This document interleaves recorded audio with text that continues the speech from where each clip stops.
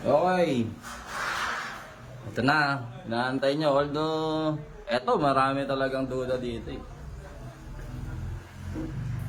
Sinis. Ang ating roller. Ayan, makilis sila. Ay. So, testingin naman natin ngayon ay Yamalub. Lucor.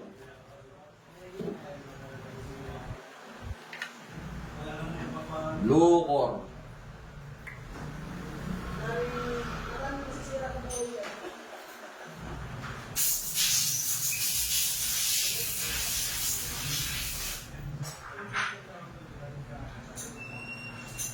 So, hindi ito valid kasi bukas na to.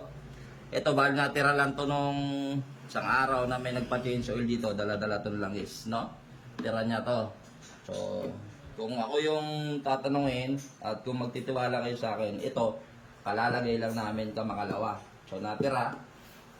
Hindi na ako bumili. Alam ko naman ng ano eh. Gagastos lang ako dito. Pero dahil marami kayong nagre-request nito, Yamalub. Yan. Hindi to legit ha, hindi legit na ano, hindi invalid to. Hindi valid tong test na to. Dahil nga bukas na, nasabi ko na sa inyo, pag bukas na, hindi ko kino-consider as valid test, no? Yung mga nagagalit diyan, pambira kayo. Sinabi ko ng invalid. Invalid do yata yung mga utak nyo eh. Ayan o.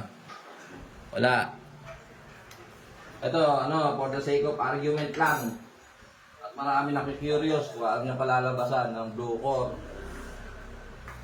Ayan, testingin natin. Ba? Lucor, pati change oil lang natin ang makalawa na ito. Kinuha ko dito eh. Oo. Oh, ayan. Lucor. Tapos biglang nag-10 plate, ano, tayak talaga kayo lahat.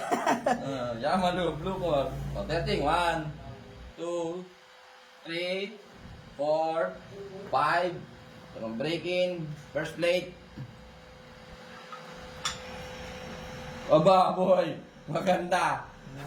Lumalaban. Palaki nga eh. Dalawa. Lumalaban ng Lucor. Tatlo. Oh. Mahaba ng Lucor, boy. Panis. 4. Oh, yun lang, 4 oh. Set. Pag yung mga ano, nasa halos same price ng mga langis. Pagkaya ng ano, Pare-parehas lang sila. Oh. gaya ng speed to Hit na hit nyo yung Lucor ha. Shadow galit nyo sa Lucor ha. Tignan mo, naka-4 na plate. Pero yung iba, Huwag mo nang tanong mataas yun. hindi mabot. Ayun o.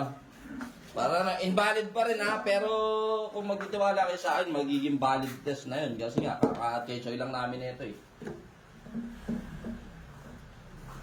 Tingnan naman na natin yung ano damage.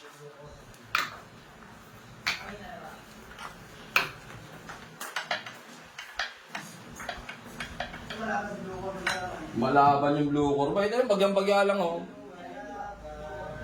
Same lang din. Malaban si Lucor, galaan nyo ha.